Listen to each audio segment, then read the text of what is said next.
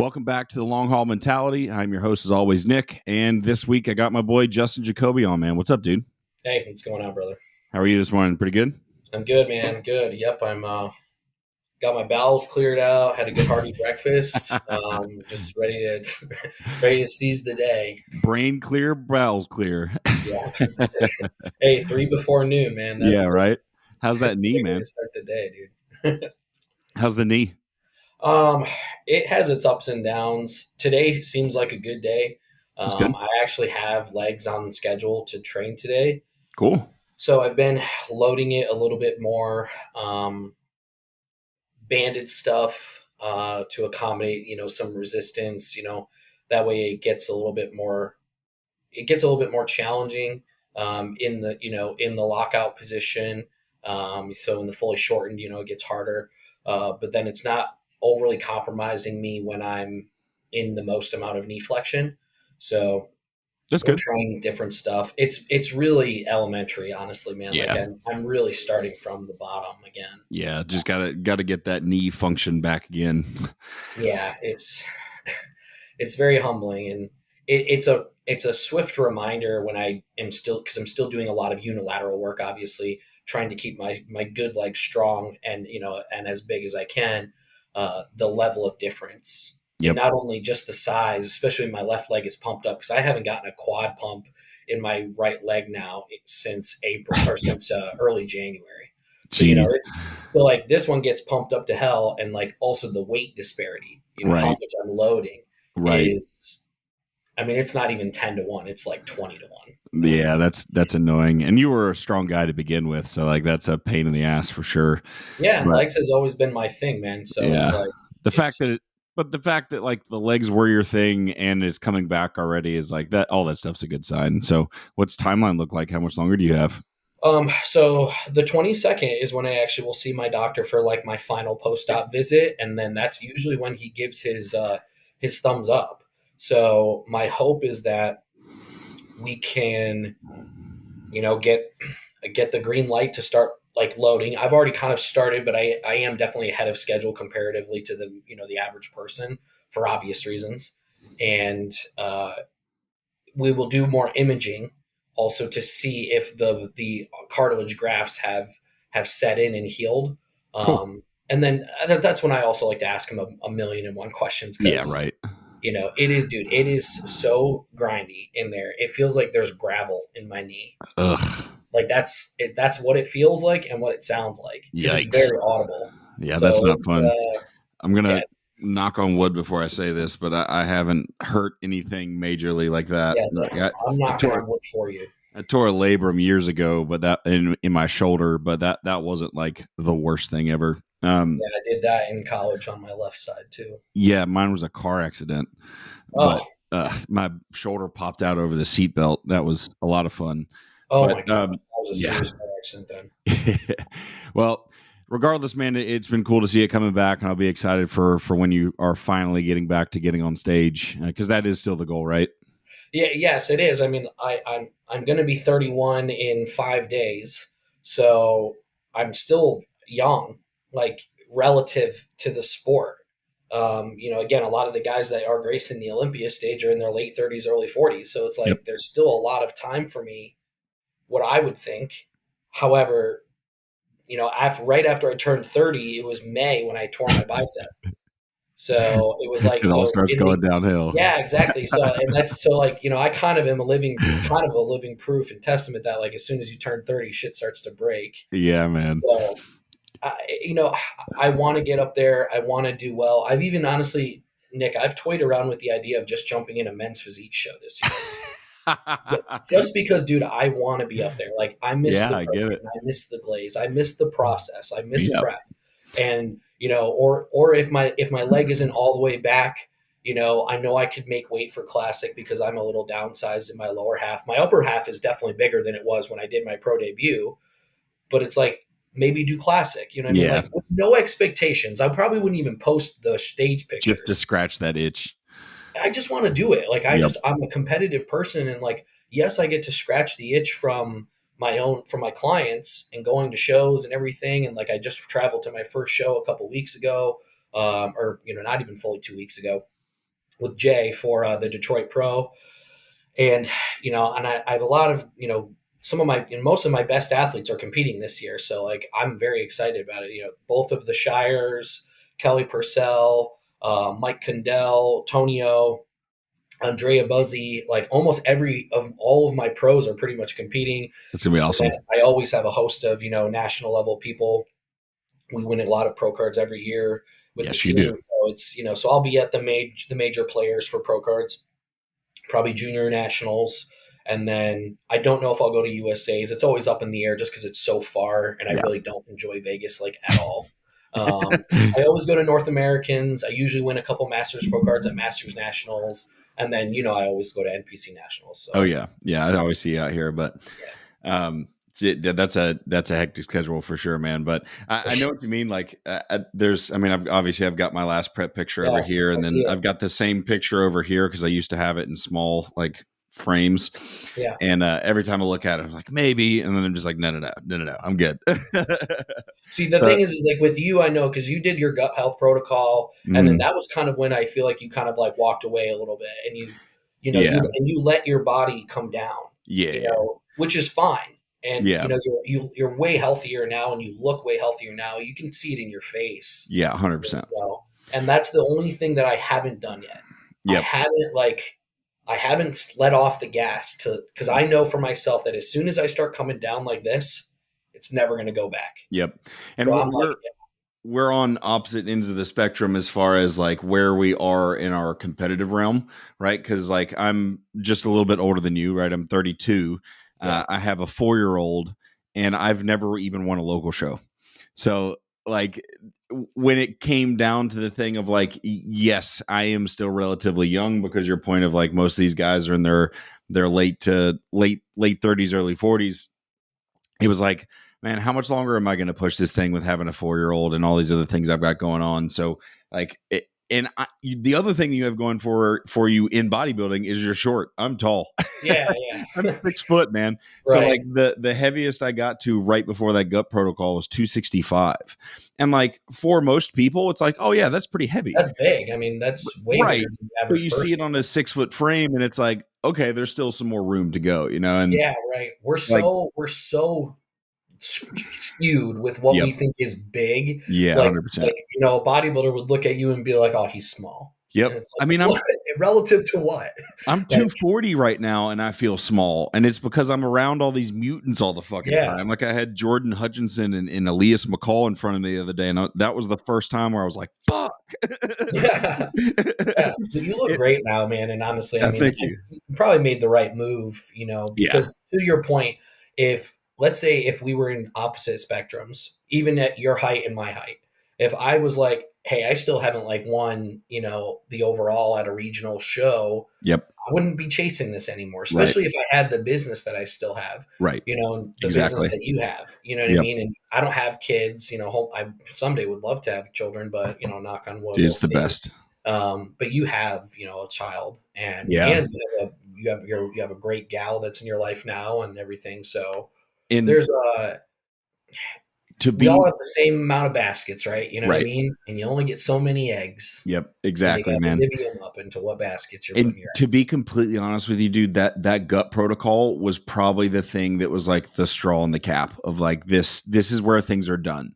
Because like I would wake up in the morning after not having eaten after like 3 o'clock the day prior with a stomach that was just out to here, just bloated. And I would have like this low grade nausea all day. So it wasn't like really bad nausea, but it was enough to where it was like, I don't want to think about food.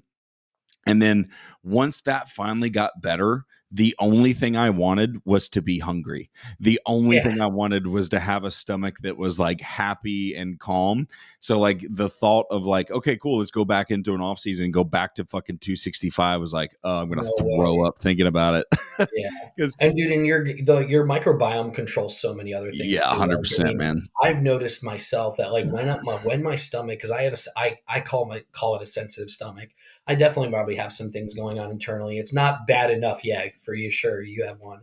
It's not bad enough that I've felt like I had to do a reset I definitely should. I'm stubborn. I'm like, when am I going to find the time? So I just don't.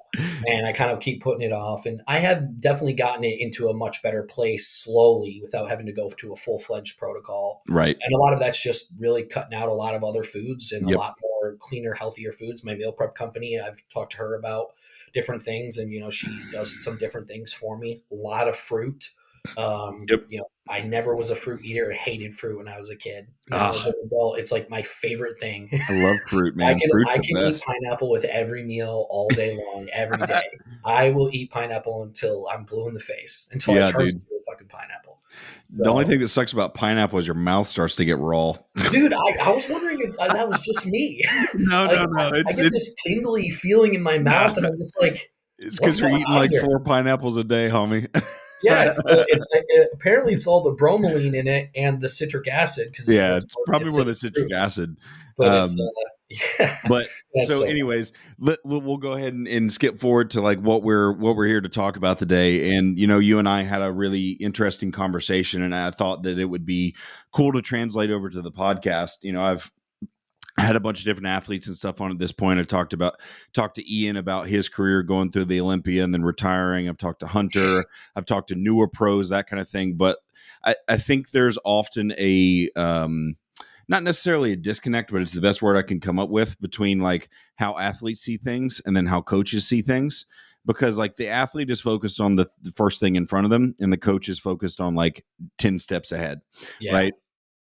And I want to get into what, with your level of coaching, you've got a lot of pros, you got a lot of people who are ready to turn pro, that kind of thing.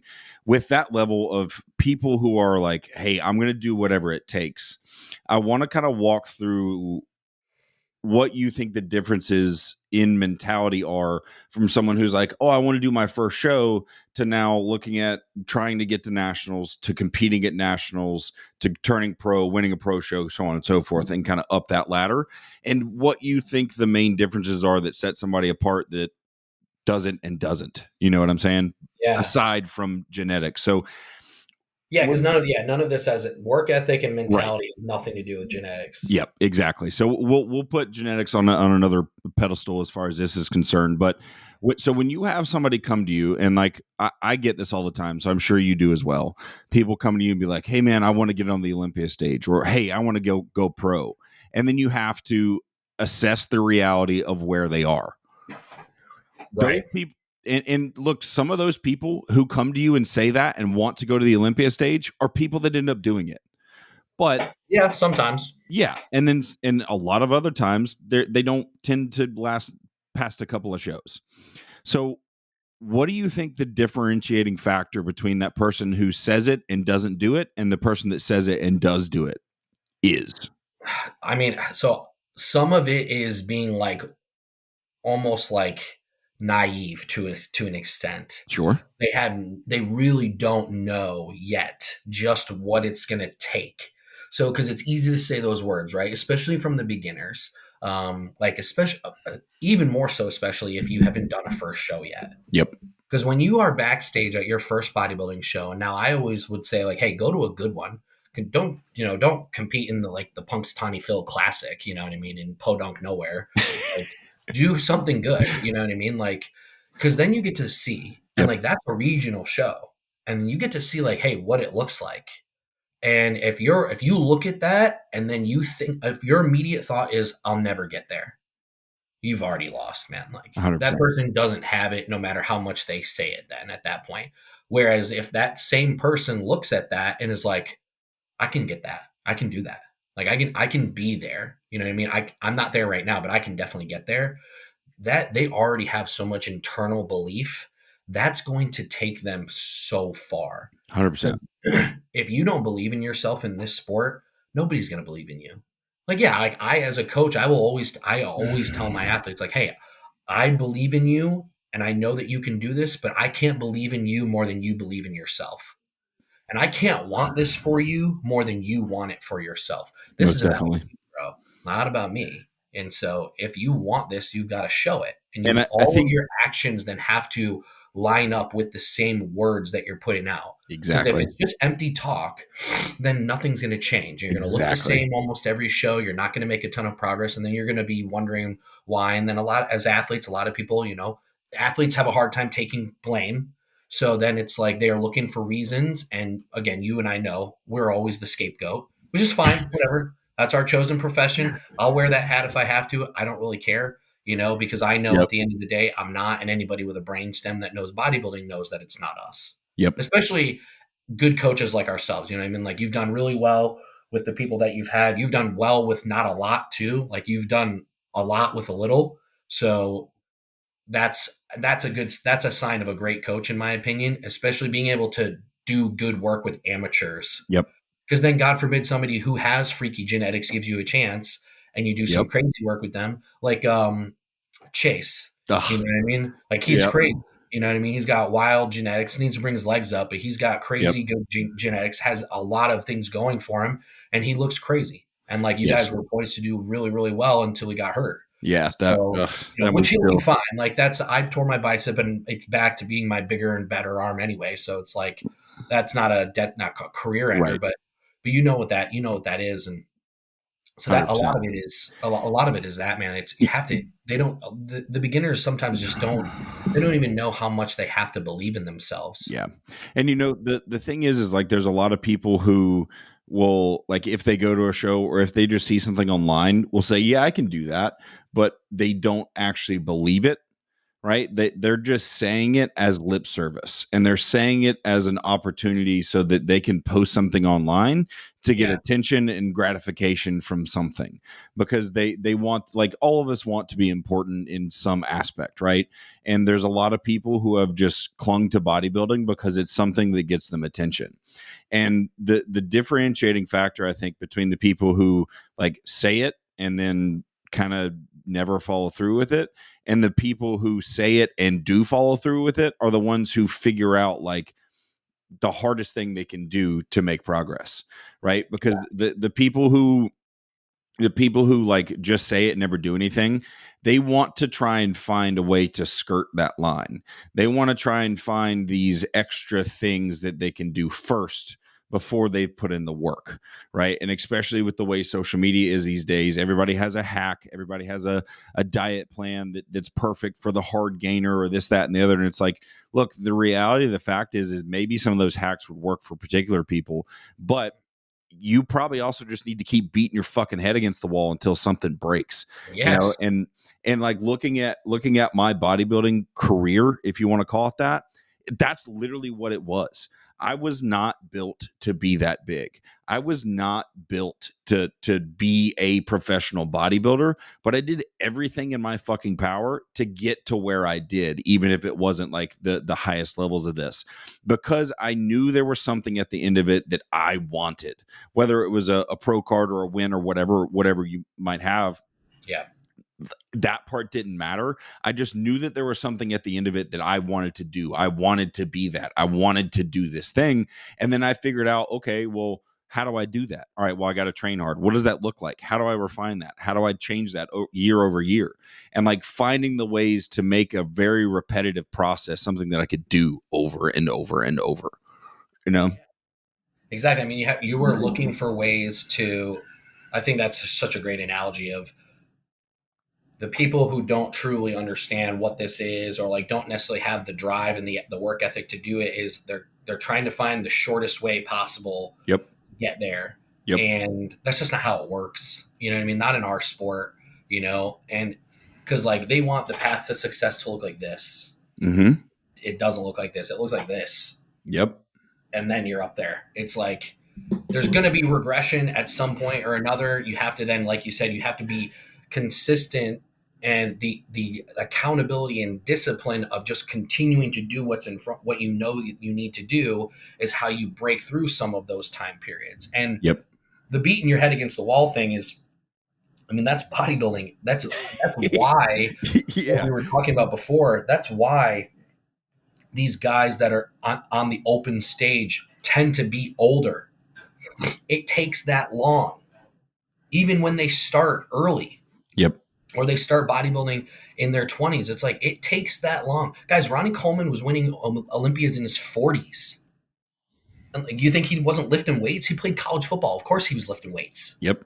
You know, I mean, yeah, he was natural for a long time. And this is that I'm giving you an extreme example of like the most genetically blessed bodybuilder of all time, you know? And it's like I don't like what more do you think? The unfortunate nature in our sport is like you said, social media has kind of made it to be a point of where instant gratification is not only desired but expected, Right. and it doesn't happen that way. Yes, like my first timers when they're using newbie gains and they're using the sauce for the first time, it's like, yeah, that's fun for me because we get to embark on that journey again, and I get to experience that like crazy first cycle response, and it never happens again. Like, it's like, guys, Yep. you get one shot at that and it's fun, but then like it just doesn't work that way like continuously. It Yep. slows down pretty fast, and then that's where it's all about consistency, accountability, discipline that gets you to that next level. And then,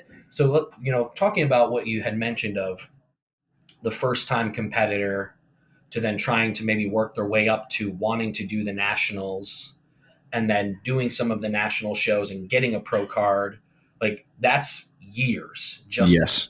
just alone. Yes, some people are winning pro cards in their first season. They do one show, then they go to a national show, they win their pro card. It happens.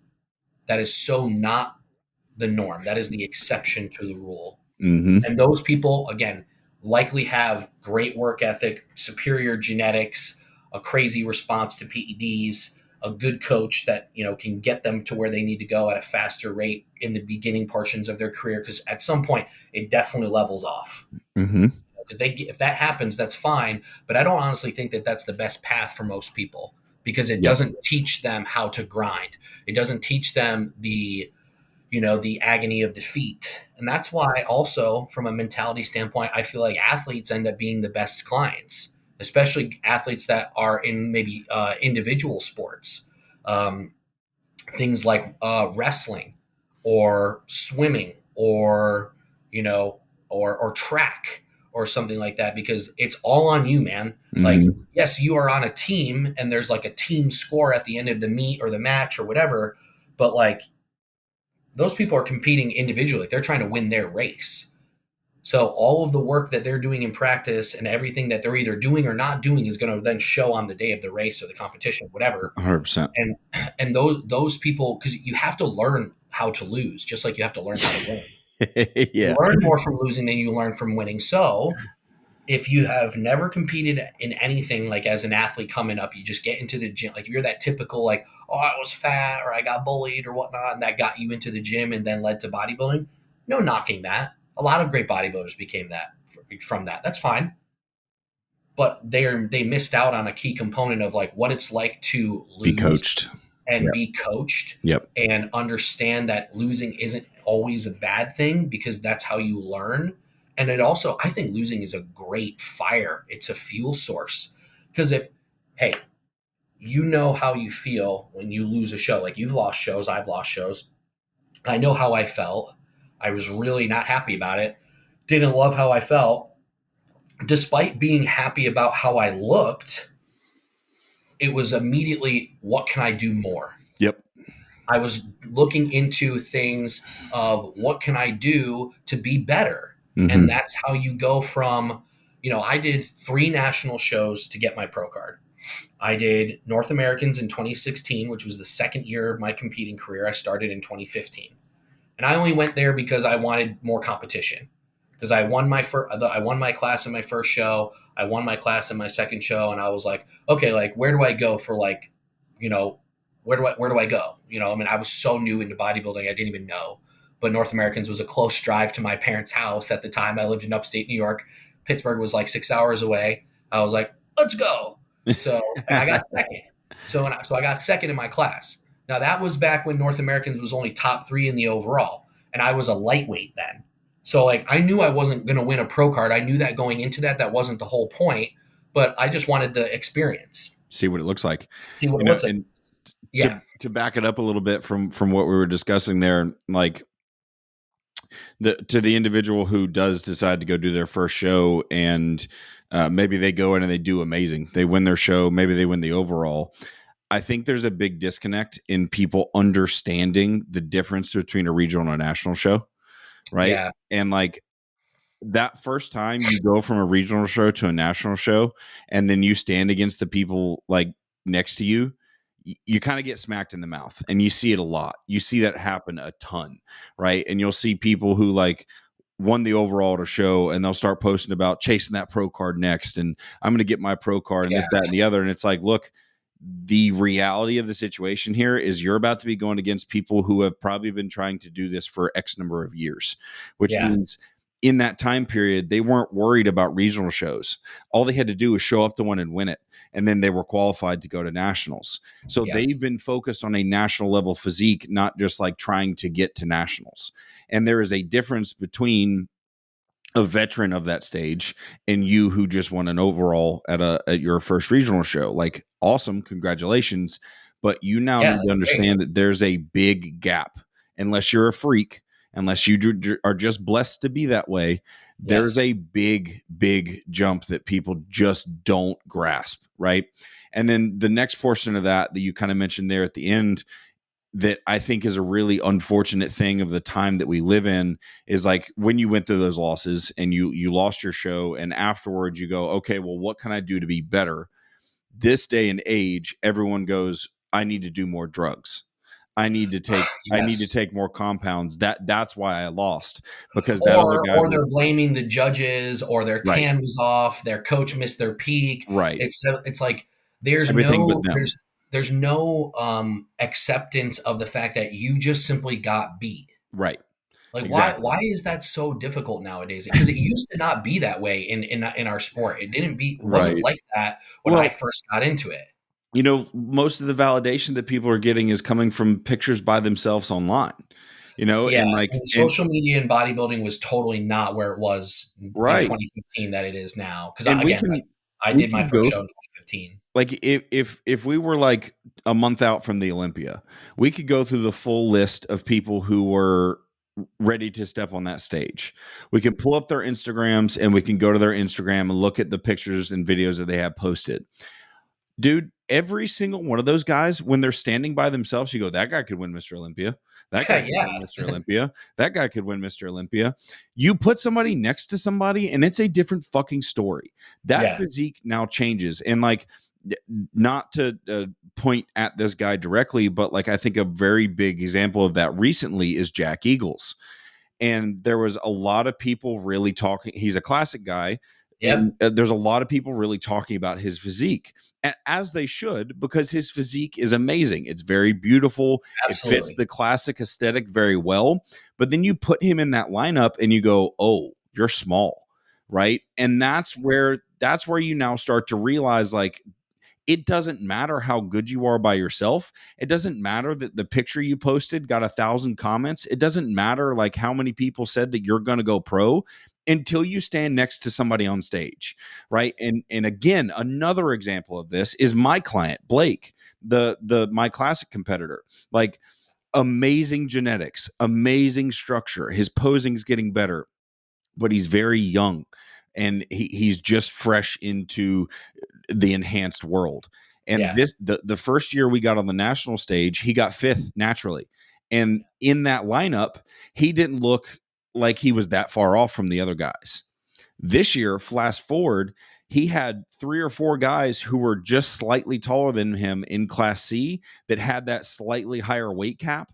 yeah, And you could also tell were older and had been doing this for longer, because yeah, the density and detail they had in their physique was what made him look as if he was not lean enough. And he was yeah, peeled, right? So it's a matter of like, he looks absolutely freaky online and has people being like, you're going to turn pro. You're going to, like, yeah, sure. But like, when we put you in the lineup, what does that lineup look like? Right. yeah. And that's a factor that we can't control. That's something that's completely out of our control. So like, you show up and you do it. And that's what happens sometimes. Yeah, and like also another, even for his example, like he could do, because for classic, there's like you can go pro in every national show of the year, which is different than bodybuilding. So, he goes to a junior USA's, and maybe in that lineup, he's the stud standout and he's winning that class. Whereas then in other lineups, Yep. they're just different. Like you said, they're a little bit taller. Yep. And so they just look slightly different. He's maybe the odd man out in the first call out. Maybe they're 4 out of the 5 guys are, here. And then he's just like right here as far as height. Yep. So, he then gets kind of slid, and then the other guys are jockeying for, first or second, whatever. And it's a lot of athletes right now, and this is something I had a conversation with Jay about, and this was also some of the feedback we got from the Detroit Pro. There's a lot of athletes that are lineup dependent. Mm-hmm. It is so difficult to be that so good and so dominant that it doesn't matter what lineup you're in. You're a lock. Especially this day and age. Or you're super it's going to be you and maybe 1 or 2 other guys that are going to be in the final call out, and you guys are going to battle it out.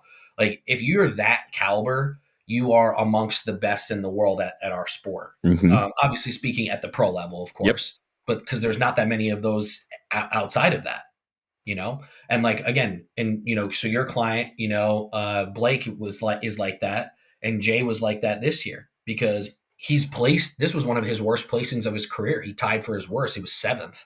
And last year he got a sec, and this was his best look by far. Yeah, he looked amazing. Y'all did awesome. He even just made a post of him placing 3rd at Pittsburgh last year. Pittsburgh Pro, like one of the marquee shows for Classic of the year.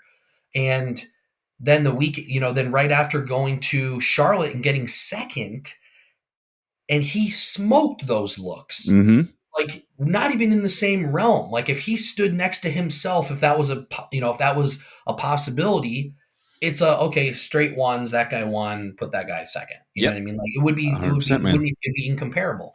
But that's the lineup. And again, he was shorter and using that same exact, because Jack Eagles was in that lineup, and he definitely looked better that show than he did in Fit World the weekend prior. They missed their peak, definitely. Agreed. Definitely peaked better at Detroit, and I think was able to slide to 5th. But even then, still, that lineup was different. They were all right around their weight cap, and Jay was heighted in at over 5'9", which means he can be 212. He weighed in at 199. So it's like, and I told him, I said, you're going to likely be lighter than you were last year, despite having more muscle. And I said, I'm a conditioning guy. And I said, so like, you hire me to help you with conditioning and dryness. And then we're going to nail the peak. That's how I do things. And so I'm like, if you want to be blasting full round and bubbly on stage with like condition that's, right there, like acceptable for the stage, in good enough shape, but not peeled, that's not my game. You know what I mean? That's never been my game as an athlete. And that's not really my game as a coach. I've done it with some athletes. Like I've done both spectrums with Tonio. I think everyone always looks better when they're harder and drier and more conditioned. Yep. That's what I like. And I think that's what gets rewarded. And the way that I look at it is, if you're not big enough when you're fully peeled, that means you need more muscle. Yep. And you can't fill what's not there. Right. And that's a hard pill to swallow for a lot of people. Like for a strong majority of people, if they were in Jay's shoes and like the year prior, they got 3rd and 2nd at shows, and then they slipped to 7th here, that would crush them. Right. And I think that's another portion of this mentality thing that people just don't understand is like, look, you can go from the highest of highs to the lowest of lows in a couple of shows, because even if you got better, right? But at the end of the day, what you discussed of like, we became a better bodybuilder with a better physique, that is bodybuilding, irregardless of the placing, right? Like just because you looked better doesn't necessarily mean that you're going to get the placing you want. It's just the unfortunate reality. And like, I don't think a lot of people know how to like handle that, and then the other thing that like, bodybuilding is a risky sport, right? It's like racing a car. It's one of those things that it's like, you do this wrong and you could fuck up, right? And it's awesome that we have gotten it out to the public more that like, hey, we need to be risky, but we don't need to be stupid. But I think that's been taken the wrong direction in a lot of ways, right? Where it's like, everyone is completely terrified of using AIs. Everyone is completely terrified of like higher doses of certain things. Like it's like everybody's scared to train really hard because they don't want to overdo it and ruin their recovery capacity. It's like, look, guys, all of this stuff at the end of the day, you have to be willing to put some shit on the line in order to get where you want to be, especially if we're talking turning pro, going to a pro show, winning, and going to the Olympia. Like, you have to understand that, like, again, we're not going to be stupid, but we might need to push you outside your comfort zone on a lot of different aspects in order for you to even get there. So Yeah. like when you start dealing with people, like if you say you turned them pro and their goal is to go to a pro show, how often are you having people kind of push back on you wanting to like push them harder with everything? Well, let me backtrack for 1 sec. I want to make one more point on that, something you mentioned at the beginning there, and then I'll jump back into this Yep. because you also made several points that I wanted to touch on. So just wrapping up things, about Jay was the fact that I think it's a quote from Guy Cisternino that I've really loved and I've used it many times. Is that there's going to be shows that you should have won that you lose, and shows that you should have lost that you won. And that's a good example of what just happened to us. Now, He probably screamed it when he said it, but what's that? I said if it's Guy, he probably screamed it when he said it, but Yeah, he was yelling. So I think the time that I heard him say it was on a video or something. But yeah, I love Guy; he's awesome. oh, he's great, dude. So because just since the topic is mentality, I wanted to talk about that because it is really hard to have that sense of accomplishment of arrival, right? I have arrived. All right. I am here. I am an upper echelon pro pushing for pro wins. I need one more offseason and I'm making it to the Olympia. And that's genuinely what our thought was with Jay. And it just didn't work out that way. Okay. And the judge, it's a subjective sport, in some lineups and in front of some judges, maybe he does better in that lineup. Maybe he wins. Maybe he's in the top 3 with Grego and Wesley. I don't know. That's hindsight, right? That's speculation. So, and it did hit him hard. And, he and I had a moment, we both shed some tears, and, he has an amazing support system. That girl, that fiance of his, Madeline, she is a straight shooter, man. Like purebred Mexican, just like straight as an arrow, and she runs the show, man. And she's awesome. He is going to go very far as a direct result of having her in his life. And the kid has so much potential, and our season's not even necessarily done yet. We're catching a good reverse and rebound. But I will say, after he had some conversations with me, we got the feedback. He had some conversations with her. Literally the next morning we talked, and his demeanor was completely different. And he was ready. He's like, all right, I want to revamp the training. I want to like look into what the next move is for us. What can I do to be better? I want a perfect rebound so that way I can grow lean. Cause I'm a believer in that. I think you can really do some major growing out of a show as long as you stay lean for as long as you can. Mm-hmm. And that mentality for any athlete is what's going to help them go from maybe a crushing defeat to then being in the winner's circle very soon after. It would almost be concerning if he didn't have that thought process. If he didn't, especially for somebody who has the drive and aspirations of going to the Olympia. Because it's like, well, if you don't have that same burning intensity and passion, I'd be like, I would wonder if you want how much you really wanted it. And then it's like, well, if it happens, great. You know what I mean? You definitely no stranger. A lot of people can work hard in the sense of follow their diet, train hard, and do their cardio. It's the intangibles though. It's the other small stuff. So, but anyway, so moving forward from that, remind me, there were some key points that you had made that I want to touch on. The questions about do you get a lot of pushback from people when they're trying to go to the next level of something, like when they're trying to go from national to pro? There were some points that you made there too, with of getting them to go to that, like you said, that next level. And so the unfortunate thing as now is, as much as there's so much information out there and there's so much good content that can be consumed to learn and educate yourself, there's also so much bad content out there. Like you said, that demonize things, like, oh my gosh, you know what I mean? like no knocking on him. I don't know him personally, but like when you have a bet platform like Mike Israetel and you are demonizing the use of AIs, it's like, okay, we're keep in mind, guys, like this is coming from a guy who doesn't coach any athletes and has never gotten in shape himself. So it's like, maybe be mindful of where you're taking, your advice from. Here's something that we also need to remind everybody of, guys. Like nobody has ever said that what we are doing is healthy. I Right. can just about guarantee you that the best physiques in the world, the ones that look the craziest, besides the genetic outliers, you know what I mean? Like that, yes, can use very minimal, like Bumstead used to talk about this all the time. Like he was kind of almost like this patron saint of, I use almost nothing and Right. how I look. It's like, that is such an exception to the rule. There's maybe 1 in a billion people that can do that. Like, again, he was so gifted Yep.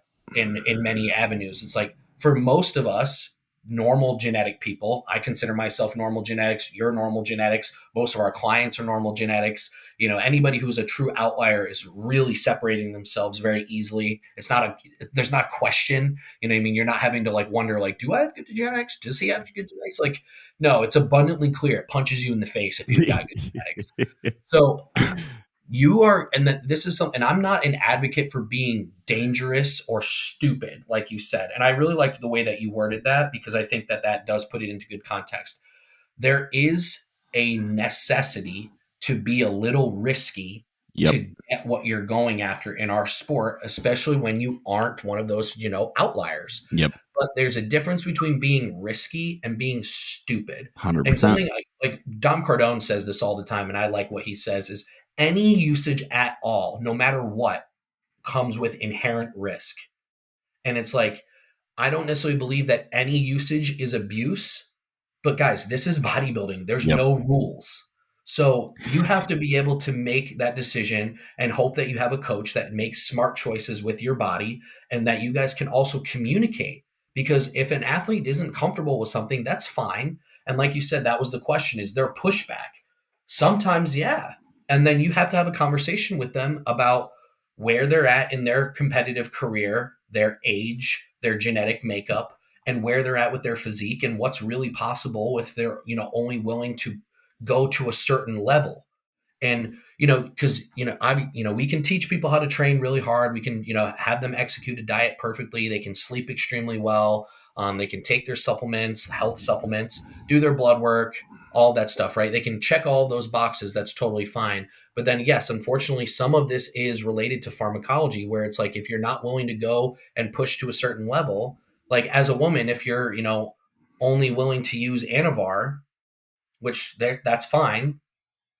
Well, then, and in a division that requires a lot more muscle than what you can just build on Anavar alone, like Yep. 10 milligrams of Anavar, well, then we have to temper our expectations. Yep. And that's fine. And I'm happy to work with those people and I'm happy to put them on stage and do the best that we can, get them in the best shape that they can, try and build as much muscle as we can in the off season, and just simply understand that our results are going to be a little bit different than the person next to you. Yes. Who might be willing to utilize Yes. other compounds because they're willing to take the inherent risk.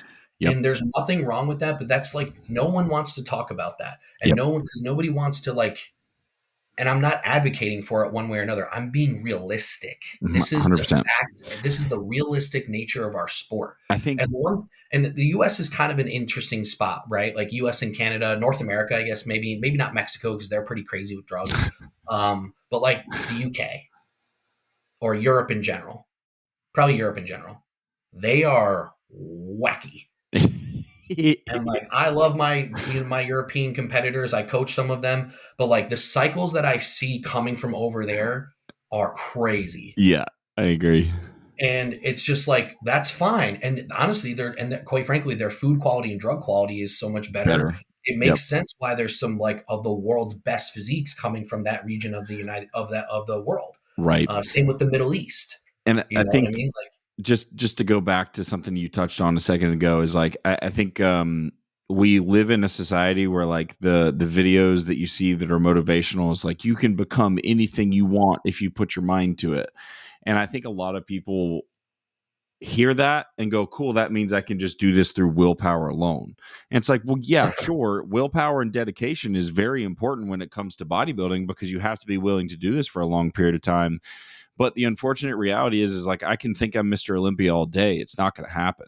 Right. Yeah. Like, You know what? I love that woeful optimism, though. You know what I yeah, mean? 100%. Because you It's kind of great. have to have a certain sense of that. You have to have a little delusion thinking like, Right. if I just train my ass off and I do what I need to do and I check the boxes that I need to check, then I can accomplish anything. Like, Right.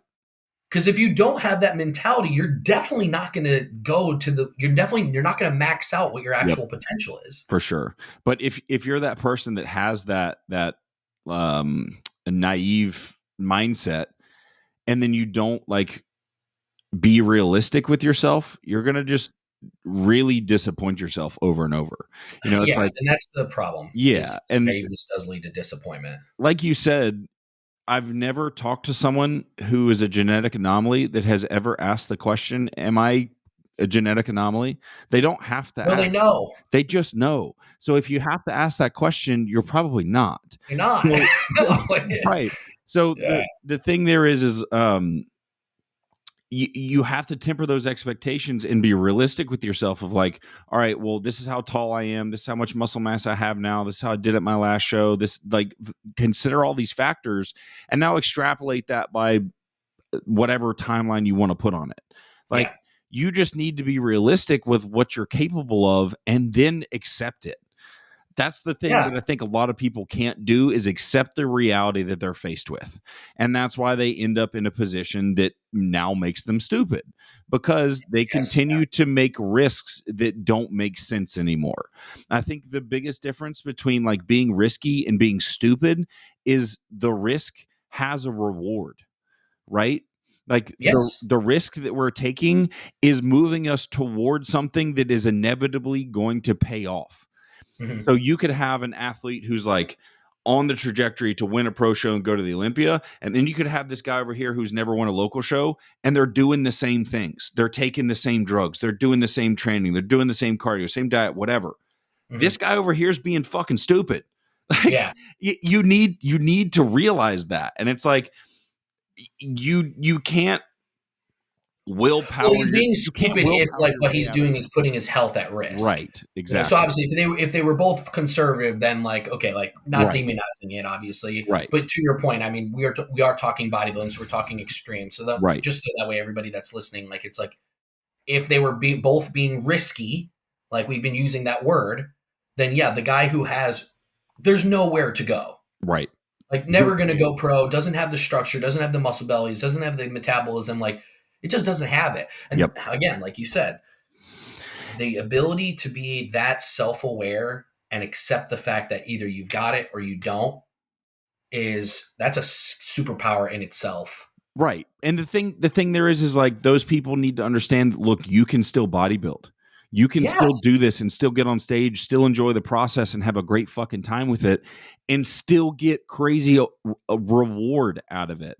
Not Yeah. necessarily awards.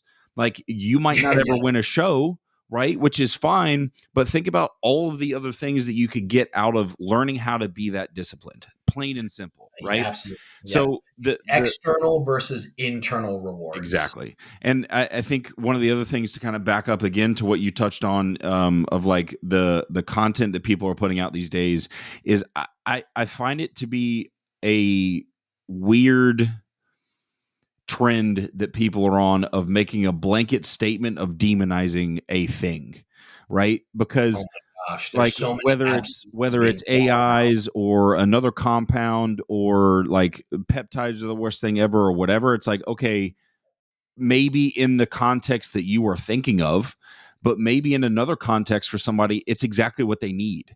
And Right. I do completely agree that I think rampant AI use and stupid AI use is going to be unhealthy, right? But when we start to look at the scope of pushing the limits of a genetic, of a body, right? That, like, we'll take, for example, someone that's not a genetic anomaly.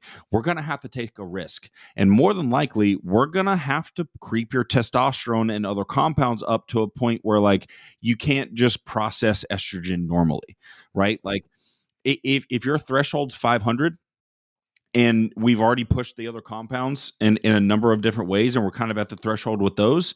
Maybe we need to bump you up to 600 or 700 on the test and use a little AI alongside of it in order to get the response we want. That doesn't mean that we take a fucking milligram of Arimidex every day just to keep your estrogen in check. But like, Right. dude, a half milligram of Arimidex a week or every other week's not going to fucking kill you. Yeah, exactly. And also something to consider too is that like our sport is completely subjective, that is solely based off of composition and how you look on stage. Right. And like anybody who has pushed the envelope with AIs, for example, knows that when the body fat's gone and you hit somebody with AIs, their physique gets hard as nails. Mm-hmm. Yeah, you might flatten them out a little bit, right? Because estrogen does, provide a sense of fullness. But you can get some of that back with other means. But again, it's about weighing pros and cons, and taking and seeing if the risks are going to yield rewards, or if the risk is now just simply becoming stupid. Right.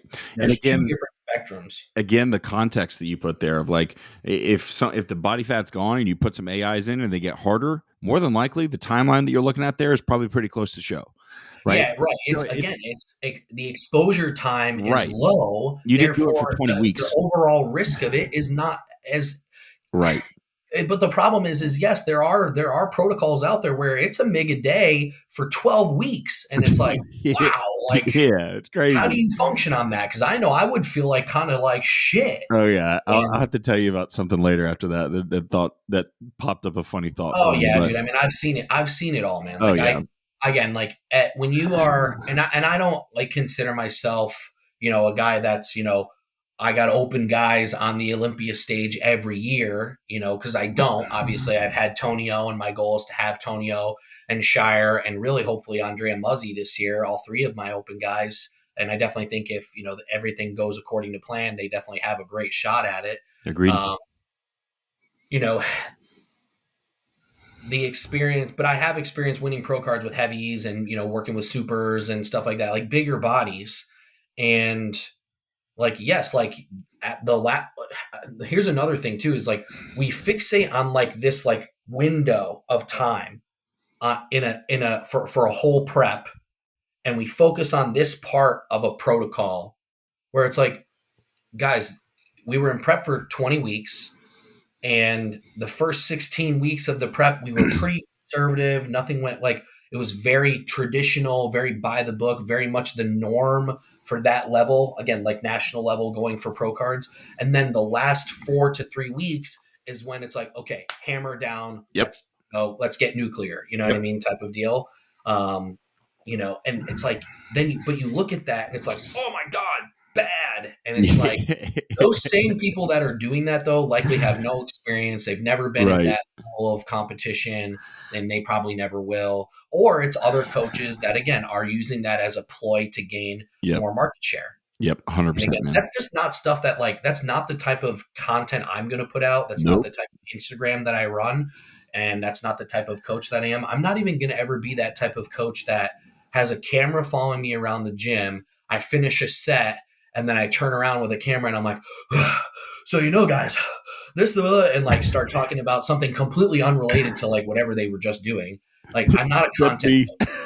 I'm not a content coach. I am a here's pictures of my athletes looking absolutely crazy, leading into shows on stage and also in the off season, and wins and losses. You know what I mean? Like, and transformations of here's where they started, here's where they're at now. Look at all the progress. Like, I'm the only marketing that I do is my Instagram posts of the results that I can get for people. And that's all it's ever going to be. And that's all that it's been for guys like Shane Hughley, who has won more pro cards than any coach in the country. No, not even close. That's the same thing that it's been for guys like, like Matt Jansen. It was like that for a long time. It was like that way for, that Shelby Starnes, when he was like really heavy on the scene with the girls. Mm-hmm. Like there's, Kuza posts more educational content now, but at one point it was all just his clientele. And for you, it's clientele. Right. And, that's how it used to be. It's kind of changed a little bit, but like, I don't know, man. Like I'm sticking with the old methods in the sense of what I doubt. the people that I look up to the most, like yourself and Kuza and those kinds of guys, is like, yeah, sure, they might post something that's talking about a topic or whatever, but like the bulk of their content is like, here is what I've done, right? And Tuttle too. Like Tuttle's a yeah, good example. yeah, Another guy just pumping out great athletes, putting them on their store, and like it's that's it. it's him being It's so goofy. individual, man. It's like what if you try and give too much context of what that athlete's doing, Right. you almost get lost in the sauce, and you're just like, Yep. and then everyone's like, Right. well, that's what I need to be doing. No, that's what works for that person Yeah. at this time in their career. Yep. Because the next prep might not even be like that. Because Yep. no two preps are even the same. And I used to work with Tuttle. Yep. Same. I've had preps with Tuttle where my high day diet, which I was getting, every 4 or 5 days, eventually became my baseline. Yep. In that prep. Yep. I could not gain weight from my high day diet. So he was like, just eat your high day diet every day for the next 3 weeks. Yep. And that was, and then, you know what I mean? And then I've also had preps with Tuttle where I went protein veg. Yep. And it was just where I was at with my life, probably my stress levels, my cortisol levels, just like sometimes the body just doesn't do exactly what you want it to do. So then you adapt and then you do what you got to do to get the condition there and get on stage. Yep, exactly. And it still worked. Like I was saying, like the people that I look up to the most are the ones who often talk the least. And like, look, there's some aspect to like kind of playing the content game of like getting eyes on you and that sort of thing. And like you've also built your coaching over a number of years to where you could post a new client that somebody hasn't seen like every day for a long period of time. So it's like, I do enjoy putting out information and putting out that kind of content and stuff. But like most of my coaching stuff is like, look, this is what we did in this prep. This is how things came together, whatever. And very simple, short context stuff, not making it seem as if I did something that anybody else couldn't. It's like, look, all I was able to do was get the most out of that individual at that time. And that's it. And like, look, fucking Chat GPT can give you a diet and give you a training plan that'll get you lean, right? But yeah, dude, like for the beginner, like Chat GPT could be your coach and get you some damn good results, most likely, because you're going from nothing to at least doing something. But the problem is Chat GPT can't manage you and your emotional state, right? And that's where I think most of this is a complete different tangent, but this is where most of the guys who are doing really well have excelled. Of like, you have learned how to speak to that individual in front of you when shit is hitting the fan that gets them back on the straight and narrow. Like that in and of itself is coaching to me way beyond the X's and O's, right? Like you can figure out how to diet somebody very easy. It's not that hard, but learning how to manage different people's emotional states and prod them to go forward when they absolutely fucking don't want to is a whole nother skill. Oh yeah. I mean, you're wearing so many hats as a coach that it's beyond like just giving, because it's beyond just, again, giving you a plan, a diet, saying, all right, here's your plan, here's your protocol, here's your training plan. Okay, go execute. Yep. 100%. There's more to it than that. I mean, literally in the last month, I've had athletes that were living in their car, who were having to, find an alternative place to live because they were fighting with their spouse and getting a divorce. There was, and I was privy of all of this information because, again, I have always kind of kept my door open for them to communicate those things with me. Because I'm like, guys, if you're going through a tumultuous situation in your life, I need to know. Because then when I look at your check-in form and I have no context, I'm going to be like, whoa, what the hell happened this week? Like, you look like crap. Or something drastically changed. It's like, whoa, like, is everything all right? And then I'm asking a bunch of follow-up questions. And then if you're not honest with me, then I'm kind of trying to piece some random things together. It's like the best process and, policy is just honesty. Yep. 100%. And the other thing that you mentioned about the best coaches thing, and I kind of wanted to touch on this, is I think, and this goes to like the whole blanket statement, demonization thing. I feel like the best coaches out there are very curious, and they're curious to learn about anything and everything that they can possibly use as a tool in their toolbox. Yes. Because I don't like speaking in absolutes. The only absolute in bodybuilding is that there are no absolutes. That's my opinion. So, but that being said, I really don't like the new common thing which is like very demonizing, right? We demonize things, we, you know, make them seem evil and kind of put it down as if it's like there's no context and like absolutely no application for it. It's like, I don't agree with that. Yep. I think Context that is everything. because I think that context is everything. And I think that there are times and places for almost anything and everything at different times. And that's where, but that's called smart application. And it's very much and it's very individualized. And that's the problem, because there's just so much, because you can do a lot of coaching where it's like super blanket. Mm-hmm. And it's like everybody gets a lot of the same stuff, the same process and you know, that you use with one person, you use with everybody. And like, you know, you might have a 75% success rate, you know what I mean, of achieving quality results that can drive more business to you, right? You know, but that's not good enough for me. Agreed. And I don't think most of the coaches that I'm referring to that are really on the upper echelons or driving for that upper echelons, that they're content with that. Agreed. You know, I'm like so hard to please and satisfy. It's like kind of like I hate myself for it.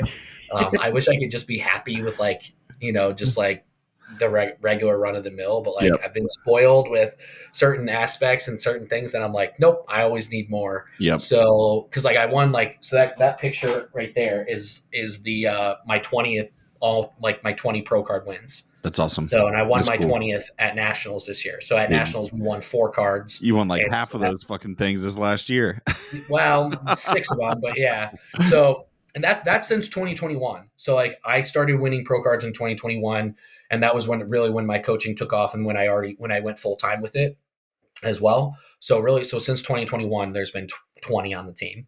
And so anyway, that's where I'm getting with that, is that like the curiosity has always led me to want to continue to improve and learn more. Yep. Because even if I learn how to and I have always tried anything and everything with myself first, you know, and I'm sure you're pretty much kind of the same. Even with you being out of bodybuilding now, that's really one of the main reasons why I'm kind of still bodybuilding, is like, I still need to experiment. Like I still need to try stuff. Like I'm like, I want to do this. I want to do that. I want to try this. I want to try that. Right. You know, I'll probably end up, you know, coaching myself, you know, maybe for my next show. I was going to have, you know, I had Jansen working with me again for, you know, New York Pro until I had to have the knee surgery. But, you know, I might even try doing it on my own, just because play around with my it. ceiling as a bodybuilder is not very high. I realize that in the pro leagues. Right. And so, but what I can do is I can most likely use that as an opportunity to really learn. I'm still very curious. 100%. I have taken like 7 classes with Kuza, and I have learned more of the sciencey X's and O's portions of things beyond just the bro science and the anecdotal. Yep. So I wanted to bridge both of those worlds as much as I could. But because I'm still in the trenches, I think that that's a big reason why a lot of people come to me. And I never want to get out of that. You know what I mean? Even if I kind of venture into other avenues where I'm not focused on solely hypertrophy all the time, I still want to be able to go in the gym, be strong, and train with my guys and my gals, and be able to keep up with them running through a bodybuilding hypertrophy style workout and really drive intensity. Like that's, as a coach, when I have athletes in town, that is my job. It's to drive intensity. But I love learning. And you know, I was a great student, but I hated school. Same. I only did it well because my parents were on my ass. I have a degree up there that says the same thing. Yeah, right. I've got a master's degree that I don't even ever use. I didn't use it even when I got it. Yeah. So it's like, well, I got that out of spite, actually. I got it because I didn't have a choice. They told me you're going. Yeah, that's my undergraduate degree was 100% because it was like, it's either this or the military. So take your pick. And I was like, well, I'm not going to boot camp. So I think, but the curiosity thing, man, like that's what I really want people to leave with. I agree. Be curious. Yeah. And like, there's still a lot of things that I'm kind of like, I'm playing around with a lot of peptides and stuff right now, just trying different things and brain boosting stuff and fat loss stuff and testing it out myself. So it's like, there's still things I can do for sure. But before we move past it, I do want to shout out Dom Kuza, since you brought him up. Like, anybody who is looking to get into the weeds of the science side of things, like, I've been working with Dom Kuza one-on-one for the last year and a half, and like, he is ultimately the reason that I am the coach I am today. And take that as what it is, or as what you see it as. But if you're looking to learn, Dom's a great resource. But to kind of start to wrap up now, because we're over that hour mark, and I don't want to take up too much of your time. I think the 2 points that would summarize what we talked about a lot today, and I'll see if you kind of think the same or if you have anything at the end. The first one is learn to be realistic, right? Learn to be realistic of where you are, where you're going, and what the end point is, right?